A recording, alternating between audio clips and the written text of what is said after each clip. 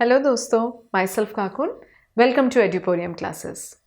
आज Eduporium classes का topic रहेगा आपका फिज़िक्स का चैप्टर रिफ्लेक्शन ऑफ लाइट। आज के वीडियो में हम बहुत बेसिक सी डेफिनेशंस देखेंगे मिरर के बारे में, इमेजेस के डिफरेंस देखेंगे, रियल और वर्चुअल इमेज में क्या डिफरेंस होता है, और वीडियो के एंड तक पहुँचते पहुँचते हम रूल्स पढ़ लेंगे कि जिस तरह से हम इमेज फॉर्मेशन करते हैं कॉनकेव और कॉन्वेक्स मिरर्स में। तो आइए स्टार्टिंग करते हैं। हमारी दो तरह की इमेजेस हैं, ये आप सबको पता है। एक रियल होती है, एक वर्चुअल होती है।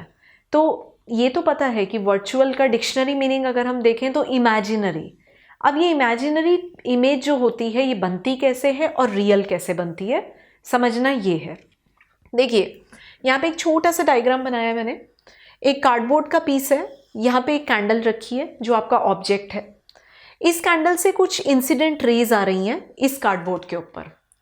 अगर ये इंसिडेंट रे इस कार्डबोर्ड से पास होने के बाद जब ये रिफ्लेक्ट होंगी, अगर ये एक जगह कन्वर्ज कर जाती हैं, कन्वर्ज मतलब अगर ये एक पॉइंट पर जाकर सारी मिल जाती हैं, तो यहाँ पे जो इमेज फॉर्म होगी इस कैंडल की वो एक रियल इमेज कहलाएगी। वर्चुअल के केस में किस तरह होता है, ये आपका कार्डबोर्ड है, यहाँ आपकी कैंडल है, इस कैंडल से कुछ इंसिडेंट रेज आ रही हैं। अगर इस कार्डबोर्ड पे स्ट्राइक होने के बाद ये सारी इंसिडेंट रेज डाइवर्ज हो जाती हैं, मतलब फैल जाती हैं इससे रिफ्लेक्शन के बाद। तो ऐसे केस में जब ये रेज अलग अलग डायरेक्शन में रिफ्लेक्ट हो गई तो क्या ये कहीं पर मीट हो रही हैं, किसी कॉमन पॉइंट पर नहीं हो रही। हमें इनको मीट कराने के लिए क्या करना पड़ेगा, इनको इस कार्डबोर्ड से ना पीछे की तरफ प्रोड्यूस करना पड़ेगा, इमेजिनरी मतलब लाइंस ड्रॉ करनी पड़ेंगी। तो हम देखेंगे कि एक सर्टेन स्टेज के बाद ये इमेजिनरी लाइंस कहीं पे मीट हो गई। जिस जगह ये मीट होंगी यहाँ पे मेरी कैंडल की इमेज बन जाएगी। लेकिन ये केस इससे इसलिए डिफरेंट था क्योंकि यहाँ पे ये ऑटोमेटिकली कन्वर्ज हो गई एक पॉइंट पर। यहाँ पे हमने इनको ज़बरदस्ती प्रोड्यूस करवाया एक कॉमन पॉइंट की तरफ। तो ये इस केस में हमारी बनती है इमेज जो होती है which is a virtual image. तो अगर एक रफ सी डेफिनेशन आपको लिखने पे आएगी तो आप रियल इमेज पे कैसे लिखोगे कि real image is a image which is formed by converging rays and virtual image is a image which is formed by diverging rays. सीधी बेसिक डेफिनेशन। सेकेंड डिफरेंस होता है कि एक जो रियल इमेज होती है इसको कभी भी ना आप स्क्रीन पर, प्रोजेक्टर पर ऑब्टेन कर सकते हो। क्यों? क्योंकि कहीं भी बनाओ इस इमेज को, इसकी रेज तो कहीं ना कहीं मीट हो ही जाएंगी, कन्वर्ज हो ही जाएंगी। तो ये तो इमेज कहीं भी क्रिएट हो ही सकती है। लेकिन जो एक वर्चुअल इमेज होती है ये तो ऑब्जेक्ट से स्ट्राइक होने के बाद अलग अलग डायरेक्शन में डाइवर्ज हो गई, तो रेज तो कहीं मीट होंगी नहीं किसी भी। अगर मैं यहाँ एक स्क्रीन खड़ा कर दूँ या एक प्रोजेक्टर लगा दूँ तो ये इस पे मीट तो होंगी नहीं। तो जब तक ये मीट नहीं होंगी तब तक इमेज नहीं पॉसिबल है बनना।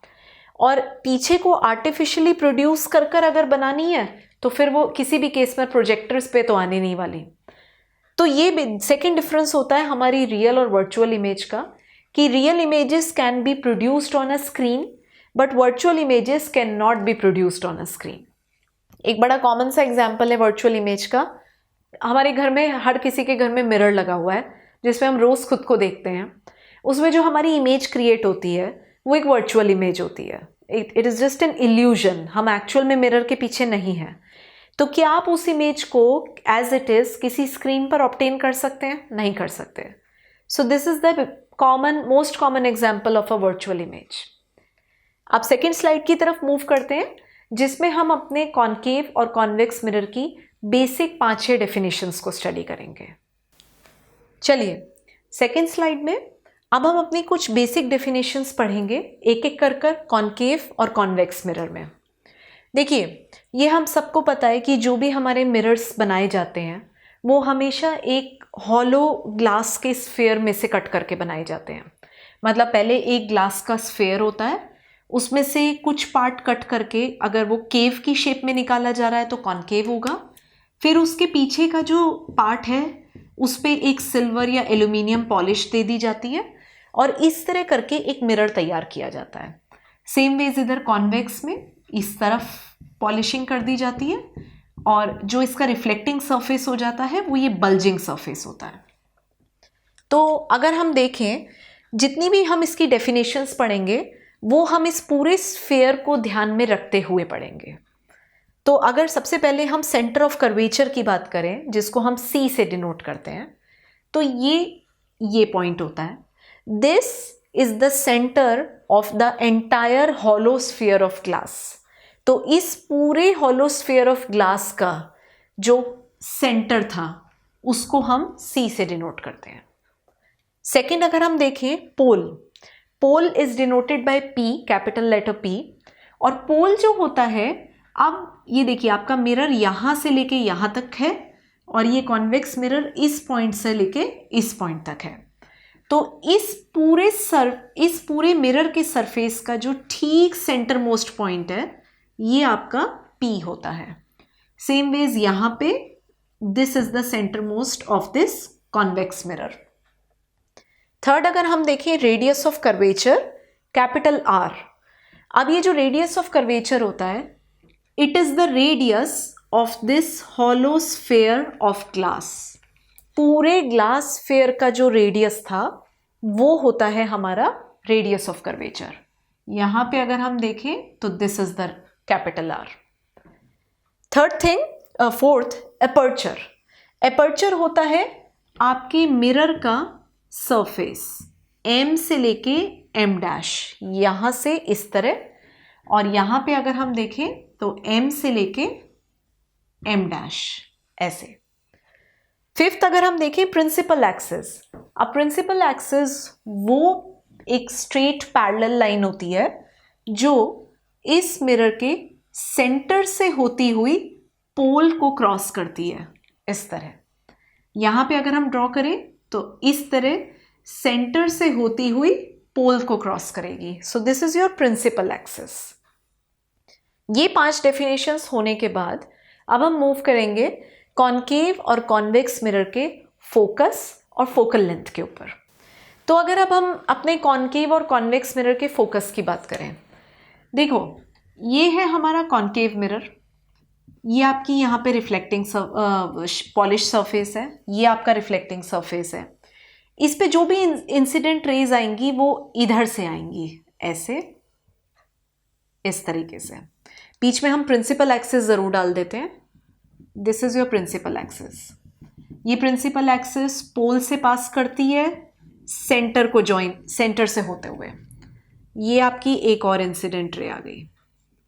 अब जब ये इंसिडेंट रे इस मिरर के रिफ्लेक्टिंग सरफेस पे फॉल करेंगी तो आफ्टर रिफ्लेक्शन ये क्या करेंगी, ये किसी एक कॉमन पॉइंट पर कन्वर्ज कर जाती हैं, ऐसे। ये रिफ्लेक्शन के बाद की सिचुएशन है और इस प्रॉपर्टी की वजह से हम अपने कॉनकेव मिरर को एक कन्वर्जिंग मिरर भी कहते हैं, क्योंकि ये सारी रेस को एक कॉमन पॉइंट पर कन्वर्ज कर देता है। ये जो कॉमन पॉइंट है जहां पे सारी रेज मीट करेंगी, इसको हम फोकस कहेंगे। और जैसे अभी आपने जस्ट फर्स्ट स्लाइड में हमारी देखा था कि जब भी कन्वर्जिंग रेज एक पॉइंट पर इंटरसेक्ट करती हैं तो वो वहां पर एक रियल इमेज तैयार करती हैं। तो हमारा कॉनकेव मिरर इस केस में एक रियल इमेज तैयार करेगा। यहां पर इस F से P तक का जो डिस्टेंस होगा ये आपका कहलाता है फोकल लेंथ।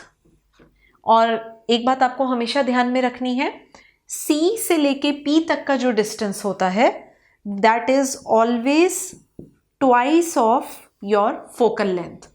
मतलब यहां से जो आपका रेडियस होगा, CP is your radius, capital R, ये हमेशा ट्वाइस होगा आपकी फोकल लेंथ का। फोकल लेंथ को आप हमेशा स्मॉल f से डिनोट करते हो, इस तरीके से। कॉन्वेक्स मिरर की तरफ अगर हम आए, ये हमारा कॉन्वेक्स मिरर है, ये आपका पॉलिश सरफेस। एक प्रिंसिपल एक्सिस निकाल देते हैं यहां से। ये प्रिंसिपल एक्सिस पोल से होती हुई सेंटर ऑफ कर्वेचर से निकलती है। अब इसके रिफ्लेक्टिंग सरफेस पर इस तरह इंसिडेंट रेज आएंगी, ऐसे। और यहां से रिफ्लेक्शन होने के बाद ये बाहर की तरफ डाइवर्ज हो जाती हैं, इस तरीके से। और इस प्रॉपर्टी की वजह से ही इस कॉन्वेक्स मिरर को एक डाइवर्जिंग मिरर भी कहा जाता है। तो अब देखो यहाँ पे जब ये रेज बाहर को डाइवर्ज हो गई तो ये कहीं पे मीट तो हुई नहीं। अब जब तक मीट ही नहीं होंगी इमेज कैसे बनेगी? लेकिन हाँ बनेगी। अगर हम इसमें पीछे की तरफ इन्हें प्रोड्यूस कर दें और प्रोड्यूस कराकर एक पॉइंट पर ये मीट हो जाए तो यहाँ पे कहीं चांसेस हैं एक इमेज बनने के। और वो किस तरह की इमेज होगी? वर्चुअल इमेज, क्योंकि वर्चुअल इमेज हमेशा बनती है डाइवर्जिंग रेज से। जिस कॉमन पॉइंट पर ये मीट करेंगी इसको हम फोकस कहेंगे। और इस कॉन्वेक्स मिरर का फोकस जो होता है ये एक वर्चुअल फोकस है, it is an imaginary one, ये रियल फोकस नहीं है। F से लेके P तक का डिस्टेंस फोकल लेंथ हो जाएगा। C से लेके P तक का डिस्टेंस जो होता है आपका जो रेडियस होता है वो हमेशा इस फोकल लेंथ का ट्वाइस होता है। तो शॉर्ट में आप क्या लिख सकते हो? CP is your radius which is always twice of your focal length. Focal length को स्मॉल f से डिनोट करते हैं। तो ये थी हमारी वो बेसिक 6 डेफिनेशंस जो कॉन्केव और कॉन्वेक्स मिरर में ज़रूर आती हैं आपके 1 या 2 मार्कर में। चलिए थर्ड स्लाइड में अब हम रूल्स पढ़ लेते हैं अपनी इमेज फॉर्मेशन के। चलिए इस स्लाइड में हम अपनी इमेज फॉर्मेशन के रूल्स देखते हैं कॉन्केव और कॉन्वेक्स मिरर्स में। मैंने पहले ही 4 यहाँ पे कॉन्केव मिरर्स बना रखे हैं और 4 कॉन्वेक्स मिरर्स बनाए हुए हैं। तो अगर कॉन्केव मिरर्स में देखें एक एक करके तो पहला रूल हमें कुछ ऐसा बताता है कि अगर कोई भी इंसिडेंट रे आपके इस मिरर पर फॉल कर रही है और वो इस तरह से है कि वो प्रिंसिपल एक्सिस के ठीक पैरेलल है तो रिफ्लेक्शन के बाद वो इंसिडेंट रे फोकस से क्रॉस करती हुई रिफ्लेक्ट बैक हो जाती है। सेकेंड रूल कुछ ऐसा बताता है कि अगर कोई भी इंसिडेंट रे ऐसे आ रही है कि वो सीधा पोल पर स्ट्राइक कर रही है यहाँ पर, तो अगर आप देखो ये प्रिंसिपल एक्सिस और ये इंसिडेंट रे यहाँ पे एक एंगल ऑफ इंसिडेंस बनाती है और लॉ ऑफ रिफ्लेक्शन ये कहता है कि सेम एंगल ऑफ रिफ्लेक्शन बनाते हुए ये रे रिफ्लेक्ट बैक हो जाती है पोल से। ये हमारा सेकेंड रूल होता है। थर्ड रूल कुछ ऐसा बताता है कि अब अगर कोई इंसिडेंट रे ऐसे आ रही है कि हमें ऐसा लग रहा है कि वो फोकस पे इंसिडेंट है इस तरीके से, तो वो फोकस से इंसिडेंट है कुछ इस तरीके से, तो इस मिरर से स्ट्राइक होने के बाद वो रिफ्लेक्ट बैक हो जाती है पैरेलल होके। Parallel to what? Parallel to the principal axis. और फोर्थ रूल कुछ ऐसा बताता है कि अगर अब कोई हमारी रे ऐसे आ रही है कि वो सेंटर ऑफ कर्वेचर से होती हुई इंसिडेंट है इस मिरर के ऊपर, तो रिफ्लेक्शन के बाद वो एग्जैक्टली सेम पाथ को फॉलो करते हुए रिफ्लेक्ट बैक हो जाएगी। ये 4 रूल्स थे हमारे कॉन्केव मिरर के। सेम के सेम रूल्स हम कॉन्वेक्स मिरर में रेप्लिकेट कर देंगे। कैसे? देखते हैं। अब हमारी सबसे पहला केस, कोई इंसिडेंट रे ऐसे आ रही है जो प्रिंसिपल एक्सिस के पैरेलल है। ये हमारी प्रिंसिपल एक्सिस है, इसके पैरेलल है। अब कॉन्वेक्स मिरर तो जो होता है वो हमारी रेस को बाहर की तरफ डाइवर्ज कराता है ऐसे। लेकिन अगर आप इसको पीछे की तरफ प्रोड्यूस करके देखोगे तो आपको ऐसा लगेगा जैसे ये रे आपके फोकस से होती हुई क्रॉस कर रही है इस तरीके से। सेकेंड रूल ये कहता है कि अगर अब आपकी कोई भी रे इंसिडेंट होती है सीधा पोल पर, तो ठीक कॉन्केव मिरर की तरह सेम एंगल ऑफ रिफ्लेक्शन बनाती हुई इसी पोल से ये रिफ्लेक्ट बैक हो जाएगी लाइक दिस। थर्ड रूल, ठीक कॉन्केव मिरर की तरह, अगर आपको ऐसा लग रहा है कि अब आपकी कोई रे इंसिडेंट आ रही है ऐसे कि अगर आप प्रोड्यूस करोगे उसको तो वो फोकस से आती हुई आपको महसूस हो रही है, फोकस से क्रॉस करती हुई, तो पोस्ट रिफ्लेक्शन वो रिफ्लेक्ट बैक हो जाएगी parallelly. Parallel to what? Parallel to your principal axis. और फोर्थ रूल, अगर कोई रे आपकी इस मिरर पर फॉल कर रही है और पीछे की तरफ प्रोड्यूस करने पर ऐसा फील हो रहा है कि वो सेंटर ऑफ कर्वेचर से क्रॉस कर रही है, तो सेम पाथ को फॉलो करते हुए वो रिफ्लेक्ट बैक हो जाएगी, ठीक कॉनकेव मिरर की तरह। तो ये थे हमारे रूल्स कॉनकेव और कॉन्वेक्स मिरर्स की इमेज फॉर्मेशन के। और अगर आपको ये रूल बहुत अच्छे से याद रह गए तो आपको जो इनके केसेस होते हैं इमेज फॉर्मेशन के, उनमें कभी दिक्कत नहीं आएगी। तो मैं उम्मीद करती हूँ कि इस वीडियो के थ्रू आपको मिरर के basic definitions, real virtual images के डिफरेंसेस, उन सब में काफ़ी क्लैरिटी मिली होगी। वीडियो अगर पसंद आई है तो लाइक, शेयर और सब्सक्राइब का बटन प्रेस करना ना भूलें और हमारी अगली वीडियो ज़रूर देखें। Thank you.